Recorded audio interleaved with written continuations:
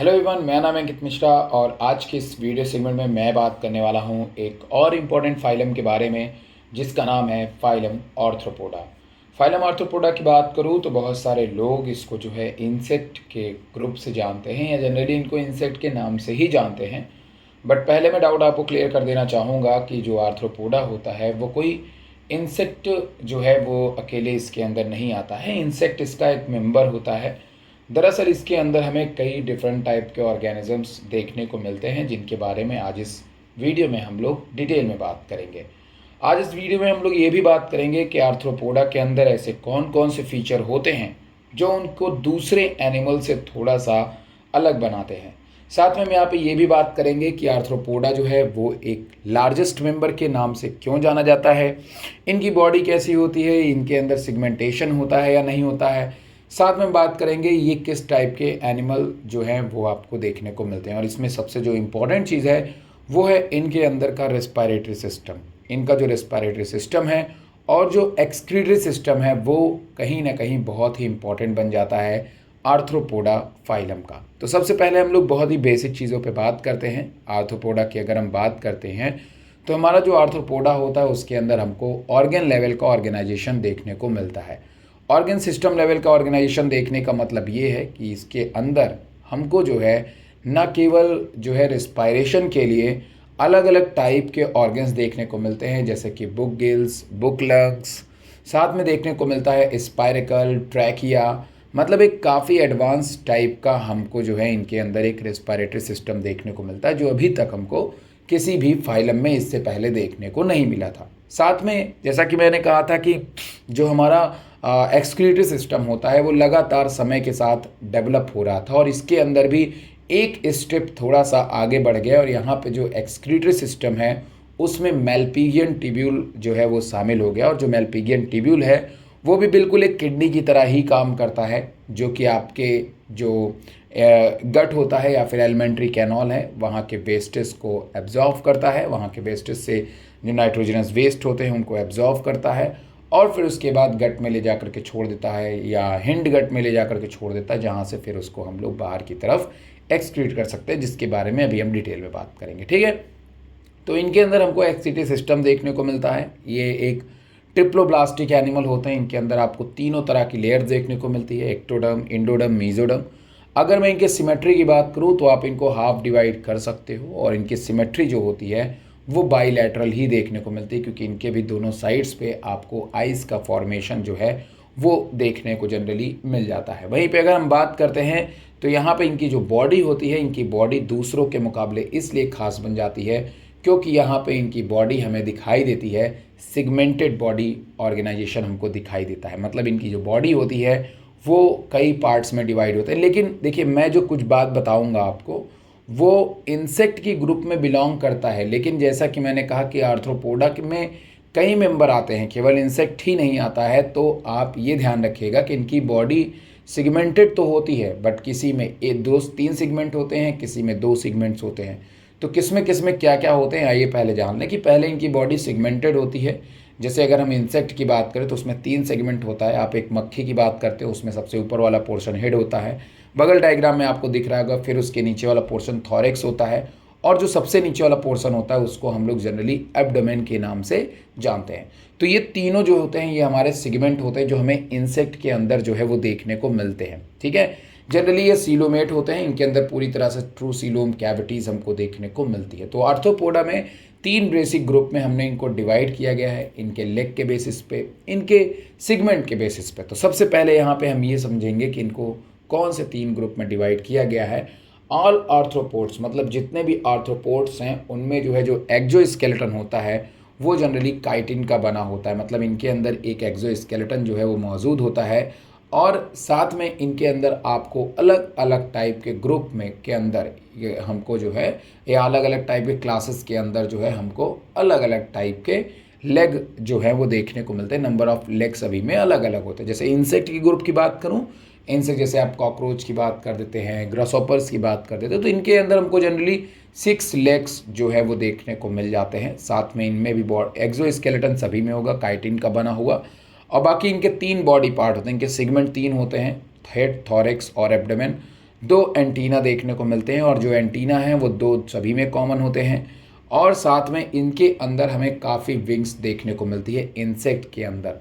Example wasp, aunt, butterflies वगैरह ये सब इंसेक्ट में आती है। वहीं पे एक दूसरी ग्रुप है जिसको हम लोग बोलते हैं अरेकिनॉइड, जहाँ पे आपके स्पाइडर्स वगैरह आते हैं और इनमें आपको 8 लेग्स जो है वो देखने को मिलती है, 8 लेग्स देखने को मिलती है और इनकी बॉडी में दो ही सेगमेंट होते हैं, मतलब इनकी बॉडी में थॉरेक्स और ब्रेन या हेड ये दोनों मिक्स हो जाते हैं और एक अलग स्ट्रक्चर बनाते हैं जिसको हम लोग बोलते हैं सिफेलोथॉरेक्स। तो स्पाइडर में आपको सिफेलोथॉरेक्स देखने को मिलता है और एब्डोमेन देखने को मिलता है।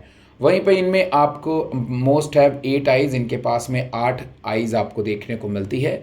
डोंट हैव एंटीना, इनके पास कोई भी एंटीना या विंग्स जो होते हैं वो मौजूद नहीं होते हैं। जनरली क्रीपिंग करके चलने का काम करते हैं।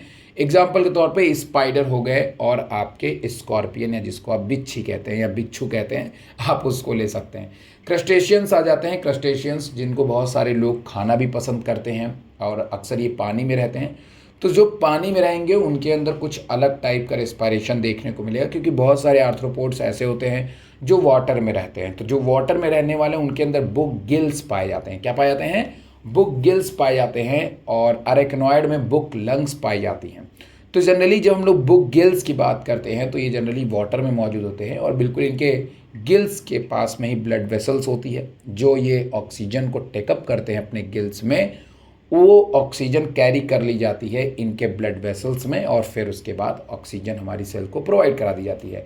क्रस्टेशियन की भी बॉडी सिफेलोथॉरेक्स और एब्डोमेन में डिवाइड होती है, जैसे अभी हमने अरेकनॉइड में देखा। इसमें भी आपको दो एंटीना देखने को मिलते हैं। क्रैब और पॉलेमॉन या प्रॉन इसके मेन एग्जाम्पल देखने को मिलते हैं। साथ में यहाँ पे मायरीपॉड्स आते हैं। मायरीपॉड्स जो होते हैं जिसको आप गोंजर भी कहते हो जनरली लैंग्वेज के अंदर, इसमें बहुत सारी टांगें होती हैं और साथ में इनका जो एक्सोस्केलेटन होता है वो एक्सोस्केलेटन इनका काइटिन का बना होता है। इनमें भी दो एंटीना होते हैं। Body have lots of segment, जैसे कि हम नेरिस को देखते हैं, मेटामेयर्स देखते थे, वैसे ही यहाँ पे आपको ढेर सारे सेगमेंट्स जो है वो देखने को मिलते हैं। तो बॉडी इनकी सिफेलोथॉरेक्स या फिर एब्डोमेन वगैरह में डिवाइड नहीं होती, बहुत ज़्यादा ही सेगमेंट्स हमको देखने को मिलते हैं। तो जैसा मैंने कहा कि जो हमारे आर्थ्रोपोड होते हैं वो जनरली उनका जो एक्सोस्केलेटन होता है वो काइटिन का बना होता है, वो काइटिनियस एक्सोस्केलेटन शो करते हैं।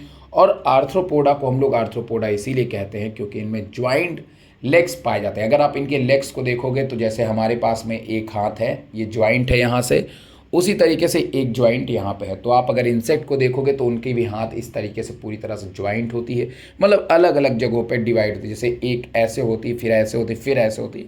तो ज्वाइंट्स अपेंडेजेस, मतलब इनके पैर जो है वो हमें ज्वाइंट्स देखने को मिलते हैं और इसी कारण जनरली हम इनको कहते हैं। साथ में ज्वाइंटेड अपेंडेजेस में इंक्लूड लेग्स और साथ में विंग्स भी इनके अंदर देखने को मिलता है और माउथ पार्ट्स भी ये पूरी तरह से ज्वाइंट ही देखने को मिलता है। तो ज्वाइंट अपेंडेजेस के कारण हम लोग जनरली इनको जो है आर्थ्रोपोड्स के नाम से जो है वो जानते हैं। अब आ जाते हैं इनके रेस्पिरेटरी ऑर्गन के अंदर, जो सबसे इंपॉर्टेंट बन करके यहाँ पे आता है। अगर मैं रेस्पिरेशन की बात करता हूँ तो जो रेस्पिरेटरी ऑर्गन्स होते हैं हमारे आर्थ्रोपोडा के अंदर वो जनरली गिल्स होते हैं, जिनको हम लोग जनरली बुक गिल्स कहते हैं, और एक होता है बुक लंग्स जिसको हम लोग जनरली बुक लंग्स के नाम से जानते हैं। और साथ में इनमें ट्रैकियल सिस्टम भी पाया जाता है कई इंसेक्ट के अंदर। जैसे एग्जांपल के तौर पे जैसा मैंने आपको बताया कि बुक गिल्स क्रस्टेशियंस में पाए जाएंगे, जो वाटर वगैरह में रहने का, क्रैब वगैरह में देखने को मिलता है, जो जनरली वाटर वगैरह में रहते हैं उनमें हमको ये देखने को मिलता है। वहीं पे बुक लंग्स की बात करें तो ये स्पाइडर वगैरह में देखने को मिल जाता है। वहीं पे ट्रैकियल सिस्टम की बात करें तो ग्रासहॉपर्स वगैरह के अंदर ये काफ़ी अच्छी तरह दिखाई देता है, जिसके बारे में अभी मैं आपसे बात करने वाला हूँ। वहीं पे जैसा कि आप सब डायग्राम में देख पा रहे होंगे कि इनके अंदर पूरी तरह से डाइजेस्टिव सिस्टम मौजूद होता है। इनके पास में अपना मेलपिगियन टिब्यूल मौजूद होता है जो कि एक्सक्रीशन का काम करता है। डाइजेस्टिव टिब्यूल मौजूद होता है। हार्ट डॉर्सल साइड पे मौजूद होता है, याद रखिएगा हार्ट इनका डॉर्सल साइड पे हार्ट मौजूद होता है। इंटेस्टाइन होता है, अयोटा होता है, मतलब एक कंप्लीट ऑर्गन सिस्टम। ब्रेन भी होता है। एक कंप्लीट ऑर्गन सिस्टम हमको इस ग्रुप के अंदर देखने को मिल जाता है। वहीं पे अब यहाँ पे हम बात करने वाले हैं आपसे इनके रेस्पिरेटरी ऑर्गन में जो मेन काम करता है, कैसे पहचानोगे अगर आपको एक इंसेक्ट मिल जाता है तो आप कैसे रेस्पिरेटरी ऑर्गन देखेंगे। इसको स्कूल में हम लोग चर्चा कर सकते हैं, कैसे बताना है आइए ध्यान देते हैं। देखिए सबसे पहले बगल में आपको एक स्पाइडर दिखाई दे रहा होगा। इसमें स्पाइडर में आपको जो स्ट्रक्चर दिखाई दे रहे हैं गोल गोल से, ये जो गोल गोल से स्ट्रक्चर्स होते हैं इसी को जनरली हम लोग बुक लंग्स के नाम से जानते हैं, ठीक है। उसके जस्ट बगल में अगर आप देखें तो आपको दिखाई दे रहा होगा कि यहाँ पे आपको ट्रैकिया दिखाई दे रही होगी और सब कुछ। तो अंदर वाली अगर आप लाइन को देखिए तो जो पूरी लाइन अंदर की तरफ ब्लू वाली गई हुई है इसी को हम लोग जनरली बोलते हैं ट्रैकिया। क्या बोलते हैं? ट्रैकिया कहते हैं। और ये ट्रैकिया से ब्रांचेस निकलती है जिसको ट्रैक्यूल कहते हैं और जो सीधे इंसेक्ट के ब्लड वेसल से जुड़ी होती है। क्योंकि ये बात हम जानते हैं कि हम जो ऑक्सीजन को कैरी करेंगे बाहर से या इंसेक्ट उस ऑक्सीजन को जैसे भी कैरी करेगा बाहर से या जैसे ही वो बाहर से ऑक्सीजन को कैरी करता है उसको सबसे पहले ले जाने का काम किसके पास है? ब्लड के पास है। ब्लड ही तो है जो टिश्यू तक उसको पहुंचाएगा। तो इसीलिए सबसे पहले जो आपका स्पाइरेकल होता है उसकी जो ओपनिंग होती है वो आपके इंसेक्ट के बाहर खुली रहती है। जैसा कि बगल डायग्राम में एक इंसेक्ट में आप देख रहे होंगे वो ओपनिंग होती है जिससे थ्रू ये ऑक्सीजन को एटमॉस्फेयर से लेते हैं और ट्रैकिया से होते हुए वो ऑक्सीजन ट्रैक्यूल पहले स्पाइरिकल के थ्रू छोटे छोटे पोर्स के थ्रू अंदर आया ट्रैकिया में और फिर ट्रैकिया से गया ट्रैक्यूल में और ट्रैक्यूल से वो चला गया आपके ब्लड वेसल्स में। तो इस तरीके से और फिर उसके बाद में एनिमेशन में भी आपको दिख रहा होगा और फिर उसके बाद में जब वो ब्लड ऑक्सीजन को दे देती है अपना न्यूट्रिशन अपना एनर्जी बना लेती है तो जो कार्बन डाइऑक्साइड होती है वो फिर इन्हीं छोटे छोटे पोर्सों के थ्रू कार्बन डाइऑक्साइड बाहर भी निकल जाती है। तो इस तरीके से इनका जो रेस्पिरेटरी सिस्टम है वो काम करता है, स्पेशली ट्रैकिया वाला, क्योंकि इंसेक्ट के ग्रुप में हमको यही चीज़ देखने को मिलती है। वहीं पे अगर हम बात करते हैं सर्कुलेटरी सिस्टम की तो इनमें जो सर्कुलेटरी सिस्टम होता है वो ओपन टाइप का होता है। ओपन टाइप कहने का मतलब ये है कि इनके अंदर आपको हीमोलिम्फ का फॉर्मेशन देखने को मिलता है और इनमें जो ब्लड होती है या जिसको आप लोग हीमोलिम्फ वगैरह भी बोलते हो वो दरअसल आपके वेसल्स के बाहर जाकर के बॉडी कैविटी में खुल जाती है। तो इस तरीके का सिस्टम को हम लोग ओपन टाइप का सिस्टम जो है वो कहते हैं। यहाँ पे सेंसरी ऑर्गन मौजूद होते हैं जैसे कि एंटीना, आइज़, और इनकी आइज़ के बारे में आपको बताना चाहूँगा कि इनकी आइज़ कंपाउंड आइज़ होती है। कंपाउंड आइज़ में जब आप जूम करके देखोगे तो कंपाउंड आइज़ में आपको छोटे छोटे बहुत सारे स्क्रीन जैसे आपने 1-2 हज़ार स्क्रीन एक साथ लगा दी हो छोटी छोटी, तो जैसे भी आप मेरे वीडियो को इस समय देख पा रहे होंगे छोटा, तो इसी तरीके से इनमें बहुत सारी मतलब एक ही इमेजेस को ये कई स्क्रीन के ऊपर देखते हैं जिससे इनकी सेंसिटिविटी पावर बहुत ही ज़बरदस्त होती है। साथ में इनकी बॉडी में उड़ने में और बैठने में कहीं पे 2 पैरों पे बैठने में इस मतलब 2 पैर कह रहा हूँ, इस तरीके की इनकी बॉडी के बैलेंसिंग के लिए स्टैटोलिथ ऑर्गन होते हैं। स्टैटोलिथ ऑर्गन जो होते हैं वो ग्रेविटी के रिस्पेक्ट में स्टेबल रखने के लिए बहुत ज़रूरी माने जाते हैं। ग्रेविटी कहने का मतलब ये नीचे की तरफ जो भी ये किसी चीज़ पे बैठते हैं तो नीचे आने के लिए इनको बैठने के लिए स्टैटोलिथ की बहुत ज़रूरत पड़ती है, बैलेंसिंग ऑर्गन की ज़रूरत पड़ती है। एक्सक्रीटरी सिस्टम की बात करें तो मेलपिगियन ट्यूब्यूल होता है। मेलपिगियन ट्यूब्यूल को आइए ध्यान से सुन लेते हैं। इनकी बॉडी में जो भी वेस्टेज होते हैं या जो भी वेस्टेज फैले होते हैं इनके गट के किनारे किनारे की तरफ कुछ ट्यूब्यूल जैसे स्ट्रक्चर्स होते हैं। ये ट्यूब्यूल जैसे जो स्ट्रक्चर्स होते हैं ये गट वगैरह में फैले जो भी वेस्ट प्रोडक्ट होते हैं, मतलब गट के बाहर फैले जो भी बॉडी में फैले वेस्ट प्रोडक्ट होते हैं ये उनमें से नाइट्रोजन्स को एब्जॉर्व कर देते हैं और मतलब नाइट्रोजन्स को जो है ये टेकअप कर लेते हैं और बाकी बची चीज़ों को रीएब्जॉर्व करवा देते हैं बॉडी में। मतलब जो यूज़फुल चीज़ होते हैं ये उसको टेकअप नहीं करते। इनका काम होता है कि एक्सक्रीटरी प्रोडक्ट को टेकअप करना और उसे ले जा कर के आपके हिंड गट तक पहुंचा देना, मतलब कि उसको ले जा कर के आपके बॉडी के वेस्ट के बाहर की तरफ एलिमेंट्री कैनाल जो वेस्ट को बाहर करती है वहाँ तक उस वेस्ट प्रोडक्ट को पहुँचाने का काम जो होता है वो मेलपिगियन ट्यूब्यूल का होता है। ठीक है, जैसे एग्जांपल के तौर पे हमारी बॉडी के अंदर बहुत सारे इंपॉर्टेंट चीज़ के साथ में कुछ वेस्ट प्रोडक्ट भी मौजूद होते हैं। तो मेलपिगियन ट्यूब्यूल का काम होता है वेस्ट प्रोडक्ट को सेलेक्ट करना और उसे ले जाकर के एक्सक्रीटरी सिस्टम तक पहुंचा देना ताकि वो बॉडी के बाहर हो जाए। तो इसके अंदर जो एक्सक्रीशन है वो मेलपिगियन ट्यूब्यूल के थ्रू हमको देखने को जो है वो मिलता है। बगल में डायग्राम आप देख सकते हैं, यहाँ पे आपको मिडगट देखने को मिलती है। तो हीमोलिम्फ होता है सबसे पहले हमारी जो बॉडी कैविटी होती है, जैसा कि मैंने कहा उसमें हीमोलिम्फ होता है जिसमें सॉल्ट होता है, यूरिक एसिड होता है, वाटर होता है। वो सॉल्ट, यूरिक एसिड और वाटर जो होता है वो ट्यूब्यूल के अंदर मूव करके जाता है। That tubule is known as malpighian tubule के अंदर जाता है यूरिक एसिड और फिर उसके बाद मेलपिगियन ट्यूब्यूल जब हीमोलिम्फ से ये सारी चीज़ें एब्जॉर्व कर लेती है सॉल्ट, यूरिक एसिड और वाटर को, तो उसको ले जाकर के छोड़ती है हिंडगट में। हिंडगट में यूरिक एसिड और फीसस जो है वो बाहर निकल जाता है। बाकी जो सॉल्ट एंड वाटर है वो वहाँ से एब्जॉर्ब हो जाता है। फिर से सुन लीजिए, यहाँ पे जो आपको बिल्कुल एक स्ट्रक्चर देखने को मिल रहा है, इसको हम लोग जनरली मेल्पिगियन ट्यूब्यूल कहते हैं। मेल्पिगियन ट्यूब्यूल जो होता है उसके अंदर आपको सबसे पहले बता दूं कि इनकी बॉडी में आपको अगल बगल जो है वो पूरा का पूरा हीमोलिम्फ है। जैसा कि मैंने कहा कि इनकी बॉडी में जो सर्कुलेटरी सिस्टम होता है वो ओपन टाइप का होता है, मतलब जो ब्लड है वो बिल्कुल बॉडी में फैली होती है, जिसको हम लोग हीमोलिम्फ कहते हैं। अब जो ब्लड बॉडी में फैली हुई है उसमें सॉल्ट है, यूरिक एसिड है, वाटर है। तो सॉल्ट, यूरिक एसिड और वाटर जो होता है इसको मेल्पिगियन ट्यूब्यूल एब्जॉर्व कर लेती है। एब्जॉर्व करने के बाद फिर उसके बाद मिडगट में मौजूद होती है, वहाँ पे ये एब्जॉर्व करती है और इसको हिंडगट तक लेके जाती है, जहाँ पे यूरिक एसिड और फीसस जो है वो एक्सक्रीटरी मतलब एनस वगैरह के थ्रू बाहर निकाल दिया जाता है। और जो आपका बचा हुआ सॉल्ट और वाटर होता है, क्योंकि हम उसे वेस्ट नहीं कर सकते, उसको जो है दोबारा से रीएब्जॉर्व कर लिया जाता है, मतलब रिसाइकल कर लिया जाता है। ज़्यादातर अगर हम इंसेक्ट की बात करते हैं तो ये जनरली डायोसियस होते हैं। फर्टिलाइजेशन जो होता है वो इनके अंदर इंटरनल होता है और ये सभी अंडों को जन्म देते हैं, वो भी पैरस होते हैं।